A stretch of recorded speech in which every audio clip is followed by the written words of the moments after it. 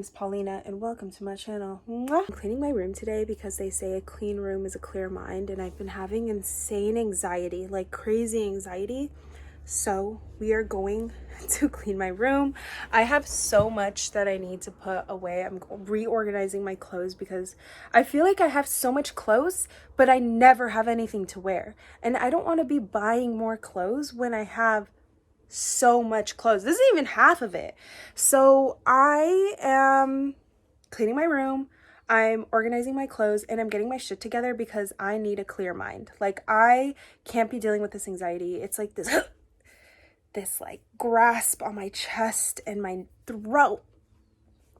So yeah, let's clean. May the Virgencita protect you.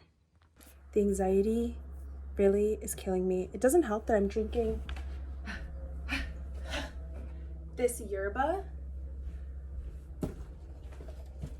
This is not sponsored by yerba, but yerba, if you see me, peace, y'all. If you see me, please, by all means, sponsor me. Delicious. If you're on that yerba game, then you know. But this one is the Peach Revival, 20 calories per can, 3 grams of sugar. I don't really care about it's more about the sugar. I can't drink a lot of sugar. And this only has 3 grams of sugar. I love her. This is not an ad. Just kidding. It's not an ad. I'm not there yet. But one day I will be. Mark my words. I'm going to be the next Hokage. I'm going to start organizing my stuff and putting things. I think I want to get rid of some stuff. And maybe I'll sell some stuff on Depop. But I think my issue is that I have all these clothes that I've bought previously, but I didn't know my style yet. So now that I'm slowly starting to understand my style, things are gonna start coming together. But I just need to like delete things or get rid of things, not delete things. I couldn't think of the word. Okay, I have these pants. They're like these balloon pants that I got from Urban on a sale a while ago. I don't even know why I bought them. Oh, I bought them because I was wearing something so uncomfortable and I needed to change. And they were like $11, which is kind of crazy because I had looked them up online and they had previously been like $50. I'll keep them because my issue is this. My issue is that I say that I'm gonna wear them and then I never do. But I'm gonna try and wear them. I'm going to try and wear them. I thrifted these Wranglers. I thrifted a lot of my clothes. I actually haven't been thrifting lately because I've just been working, which I hate my job, and the whole goal is to quit my job so that, I don't know, I'm writing my book and I want to publish my book and be able to create a life where I don't have to work a 9 to 5. So that's the goal. That is the plan, and that is the only plan. The old plan is the new plan is the old plan. That's what I'm saying.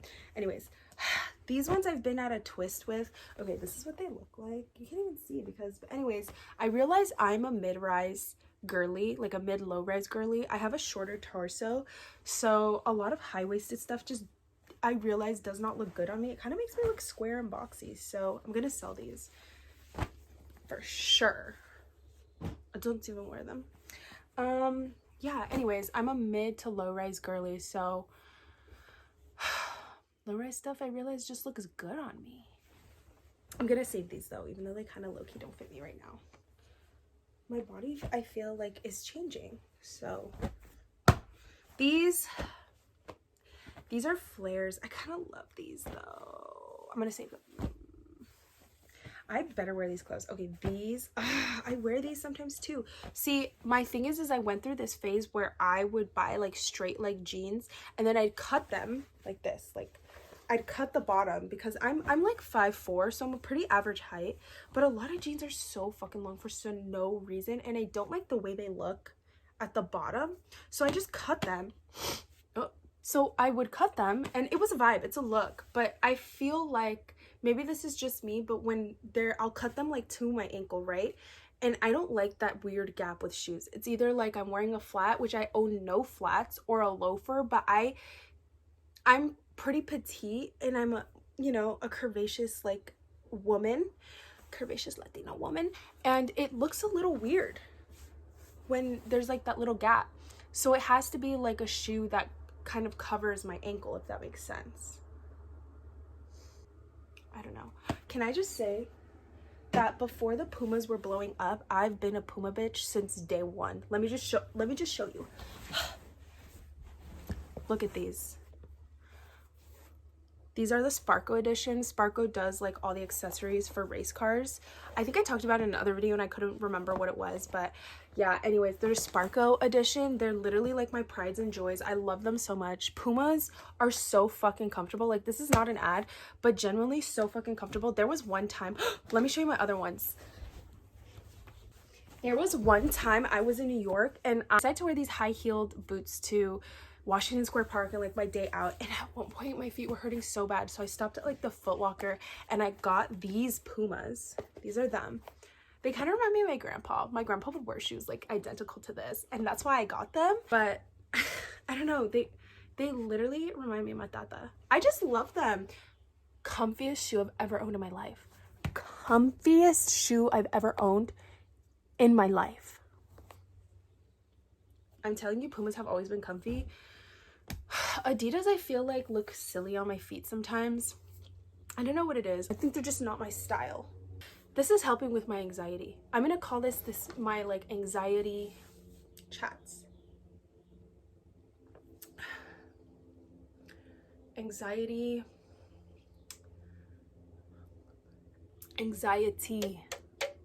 chats con las chimosinas.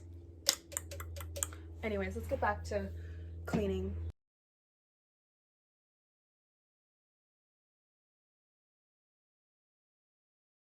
This is my first time wearing the scarf on my head like this. One of my friends wears them all the time and he always looks so fucking cool, and I've always wanted to try it, but I just never, it's not that I didn't know how, I just felt like I was doing it wrong, or maybe it was more like I wasn't comfortable wearing, or like I wasn't used to how it looks on with my face. I don't know if that makes sense. You know, when you like put a hat on, you're like, I don't know if I like this, but it actually looks good, but it's just like in your brain. Or like when you get a haircut and the haircut is actually like a good haircut, but in your brain you're like, this is not a good haircut. Winded when they talk. I think it's because I talk so fast sometimes. I need to learn how to slow down. That's the goal of this life. That's the goal. Learning how to chill the fuck out. Learning how to slow down. Learning how to not let my impatience get the best of me, because good things take time, and art takes time. And I'm an artist. I'm a writer. And accepting, it's not even accepting that. I think let me work. I feel like I'm back at work. They're like, be doing something. But it's not even that. I think it's more about like, I don't know. I look back about like to when I was younger, and I just didn't think that writing could be a possibility for me. Like, I didn't think to myself that like, oh, I could be a writer, not because I didn't think I was a good writer, but because I didn't think that it was a realistic pursuit. And I think because of like, it was really, really important for my parents that I go to school. Like, me and my siblings are like the first in our family to go to college and graduate, and I'm so proud of that, and I'm grateful that I did it. Even though at first it was mainly for my parents, I still am so grateful to have had the opportunity to go to college. I mean, I paid for my school, but still having the opportunity to go to college and get an education, I definitely think it has helped me in my art. I went to school for film and I worked in the entertainment industry for a little while, but then I hit this point. I was working for this unscripted development team. So basically we were like, think of like dating shows and stuff. That's what I was helping like conceptualize, and just, you know, I was assisting in like getting everything put together. I was meeting all these cool people and it was a lot of fun, but there was still this sense of unhappiness that I had when I was doing that job. And also the company I was working for was just, anyways. So I'm so sad my mom washes. This is a Virgil Abloh. So cute. Anyways, back to what I was saying. Oh wait, this is actually so cute. I wish I hadn't washed it. I lost my train of thought. Yearly break. So I was working for this place, this studio where I was doing unscripted development, right? That's where I was. And I was still so unhappy, but I think it's just one of those things, like, you can ask the universe for something, because when I was in college, all I would manifest was, I'm gonna get a job in entertainment, I'm gonna get a job in entertainment, I'm gonna get a job in entertainment. But I didn't know what I wanted to do. Like, I knew I wanted to be in that realm. I think deep down I knew what I wanted to do, but I was too sissy, not even afraid, sissy to admit it. I felt like, I don't know, I just had this fear of being perceived. I know that sounds silly, but this fear of being perceived, that I was silly for wanting to write and wanting to act and wanting to direct and doing those things, because like everybody wanted to do that. And I remember this one girl that I worked with at Urban, I told her like, oh yeah, I'm gonna be graduating and I'm gonna be moving to LA to work in film. And she's like, everybody wants to do that. What makes you think that you're gonna be any better? And I think that's something, I've been doing the artist's way, and I really think that, not her specifically, but I think like what she represented, it's not like against her, but what she represented kind of became this villain in my head of, well, what makes me believe that I can do that? And it was kind of like a re-solidification of the thoughts that were in my mind. And then hearing someone that like obviously doesn't really know me well say something like that, I let that affect me. I'm also a Cancer moon, so I take things very personally. I'm super sensitive. And I was young. When you're young, you don't know shit. I don't care what anybody says. Like, when you're, honestly, until you're like 26, you don't fucking know. Like, you think you do. You really believe that you do. And I think that's a beautiful thing. Like, you believe that you know, but then you turn 25, your frontal cortex is fully developed. But I don't think it fully takes place until you're like 26, 27, because that's when I feel like everything just started making sense. And maybe this is my own journey. I don't know if you probably relate or not, but I feel like everything just started making sense. Like even my own trajectory. And I guess, yeah, it's your life path, you know, like I truly believe I have no regrets in how I've lived up until now.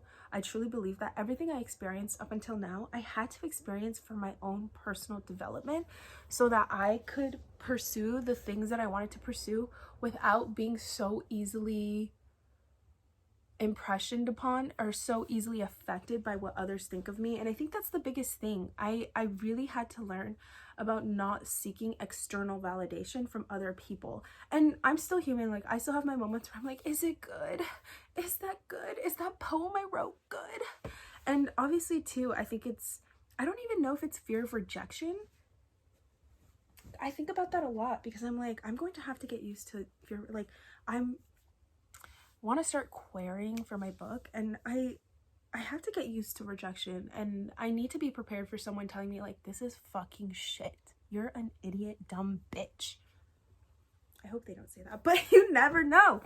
And I think that I'm so grateful for how I'm so grateful for the things that I've experienced, because I really think they've like helped mold me into this person that I've dreamt in my head of becoming. And I feel like I'm at that place.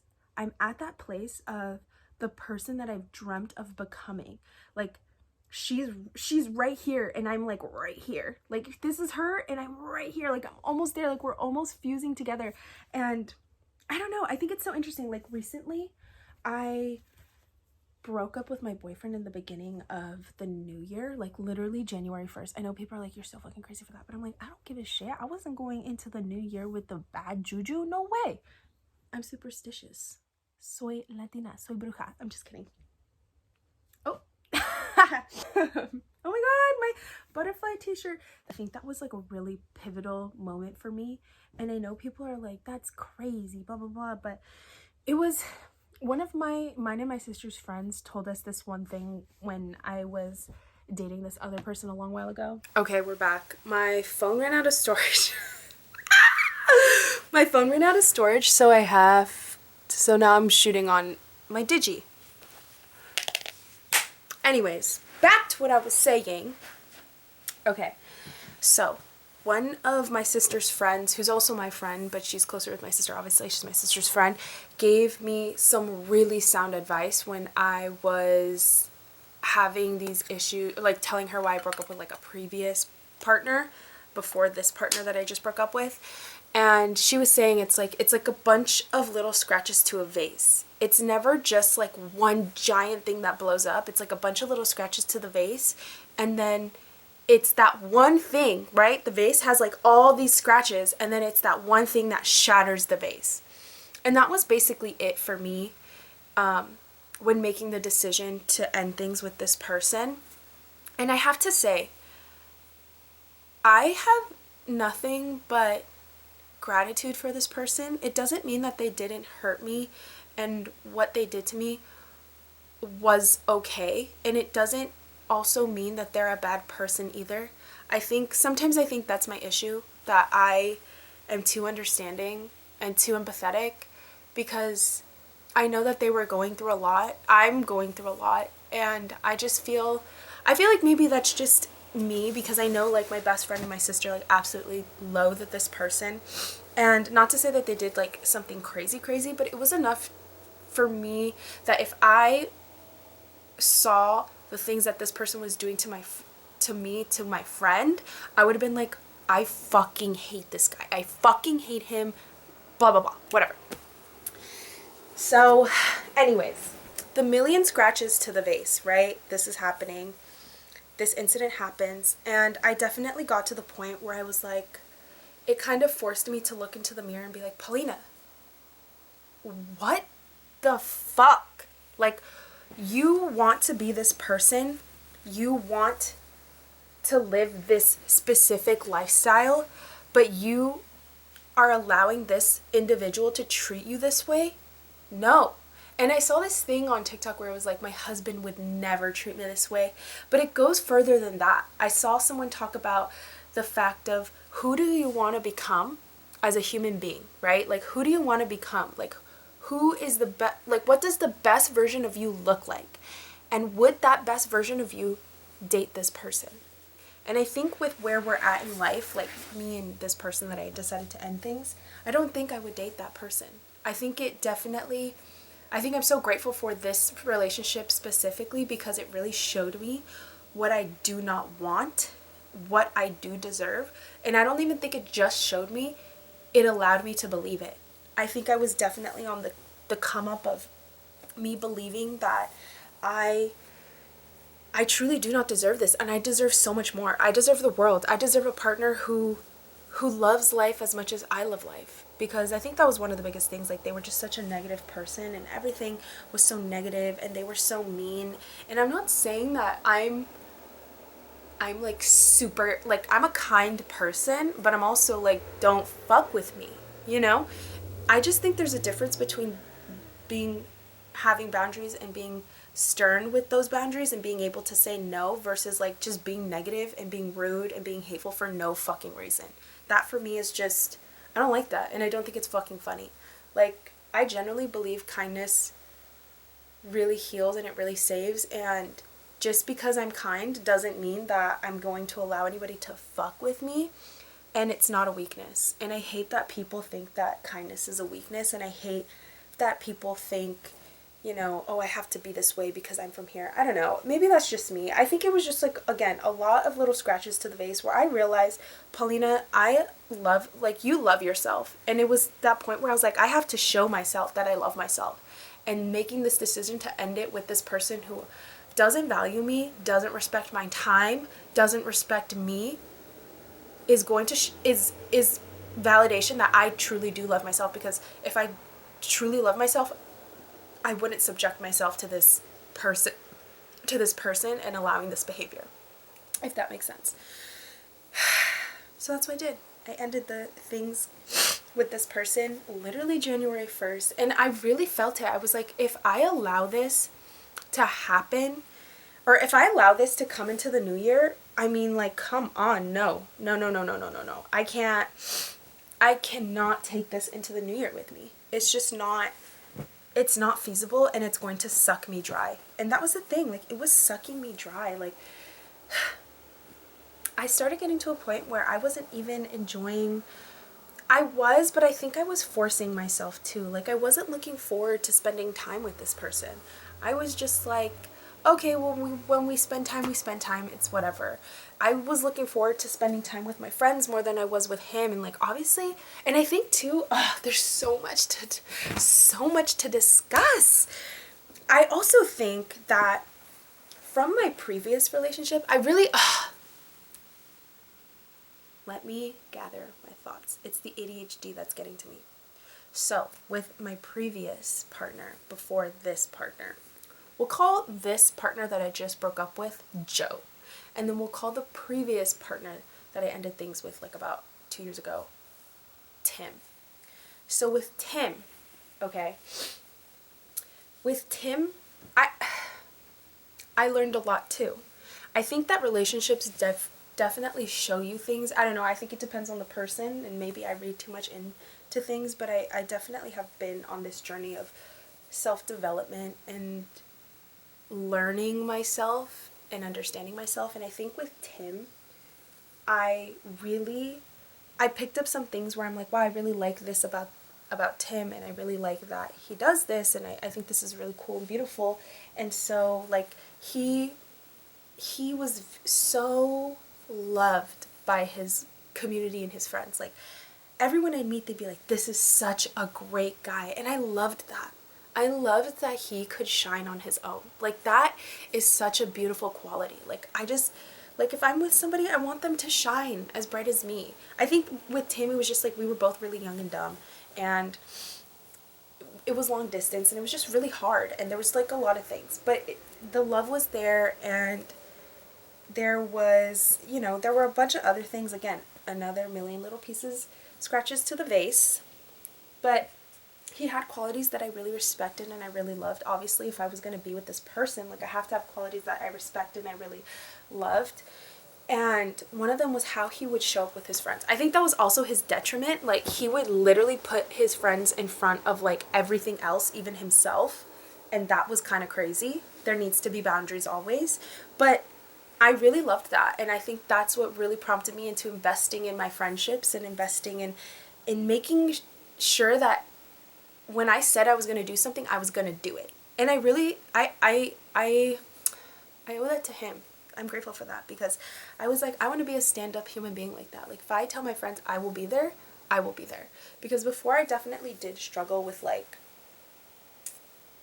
I definitely struggled with, what's it called? Showing up.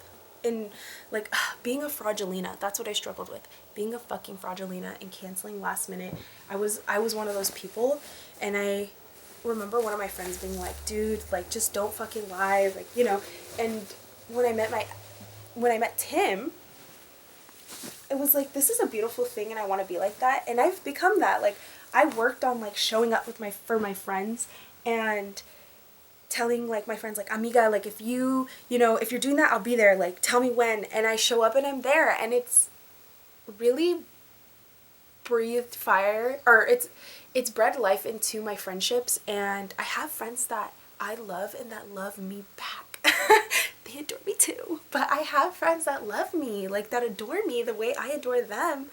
And it's because I've invested that time in them, and I think that's so special. And it really does change your life. Like true friendship. I'm not talking about like bending yourself backwards for like people you barely know, but friendship is investment too, you know, like it is an investment. Like you're investing your time into this person. Maybe you just met someone and you really like them, and you guys like hit it off, and you want to like really invest in that friendship. I think that's really great. Friendship is a true investment, and I've invested the time in my friendships, and I'm so grateful that I did, because at the end of the day, your friends are going to be at the wedding no matter what.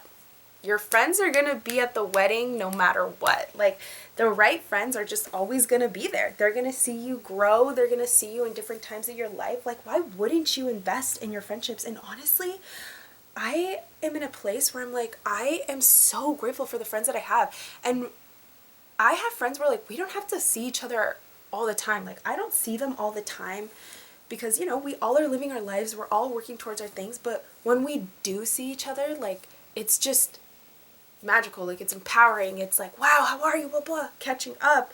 I have my best friend, like, we'll do like hangouts where we literally do nothing and it's just quality time. Like, we're not talking. We'll take like little weekend trips, me, my sister, and our best friend, and like, that is so fulfilling. Like, I realize I'm fulfilled. I feel fulfilled. I feel genuinely, I'm not missing out. Like, obviously I am very open to a relationship and I'm very open to having a partner, but I'm not desperate for it. Honestly, and maybe I'm saying this now, but if I never got in a relationship again, I'd be happy. I'd be okay. I'd be just fine. I don't really want to have kids. Like, I'd be okay. I just think that surrounding yourself with the right people, especially friendship-wise, really helps you in the sense that, like, things are going to happen, and having that support system to fall back on, to talk with, to help elevate you, it makes a fucking difference. It makes you so much better. It makes this crazy difference, and I'm here for it. I am 100% an advocate for it. So, yeah, that's very special to me. And like I said, I'm becoming the woman that I've dreamt of becoming. I am now in that phase where I'm melding with her, and I'm proud of that. And I think it's important to be proud of every phase of your life. Even the phases of my life where I was like kind of fucking around and being crazy, I'm proud of that too, because had I not been that way, I wouldn't have become the person that I am today. I wouldn't have learned the lessons that I've learned, and I wouldn't have grown in the ways that I've grown. And that to me is really important. That to me is what it's about. And I'm just really grateful. Mexico. Hecha y derecha, güey. Mi amor, mi alma, mi corazón. Hasta el final. I better come back in my next life Mexican. Actually, I don't think I want to come back to Earth. Okay, I'm gonna finish up here. Thank you for joining me in cleaning my closet.